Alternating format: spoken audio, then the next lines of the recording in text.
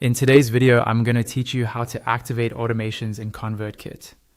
We'll walk through this process step by step, so you know exactly where to click, what you're looking at, and how to be sure your automation is truly up and running. By the end, you'll feel comfortable turning any of your ConvertKit automations from inactive drafts into live working systems. First, log into your ConvertKit account using your usual details. Once you're in, take a look at the top of the screen for the main navigation menu. Up there, you'll see an option labeled Automate. Go ahead and click on Automate, and from the drop-down that appears, select Visual Automations. This is where ConvertKit keeps all of the automated workflows you've created or are in the process of building. After you click Visual Automations, you'll land on your automations list. Think of this as a dashboard showing every automation you've set up. From here, there are two different ways you can activate an automation, and you can choose whichever feels more natural to you.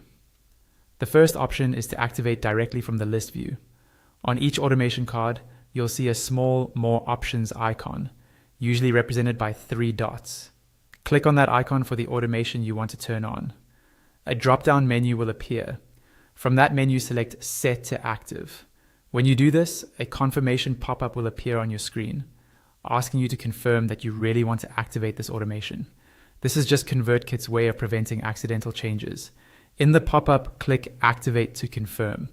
Once you've done that, the automation will switch from inactive to active. The second option is to activate the automation from inside the editor. From your automations list, click directly on the name or card of the automation you want to work with. This will open the Visual Automation Editor, where you can see all the steps, triggers, and emails laid out. In the top right corner of this editor, you'll see a toggle labeled Active. To turn on the automation, toggle the switch to the On position. Again, you'll see a confirmation pop up asking you to confirm activation. Click Activate to finalize your choice. After you confirm using either method, your automation is now live. Subscribers who meet the trigger conditions you've set will start entering the automation from that point forward.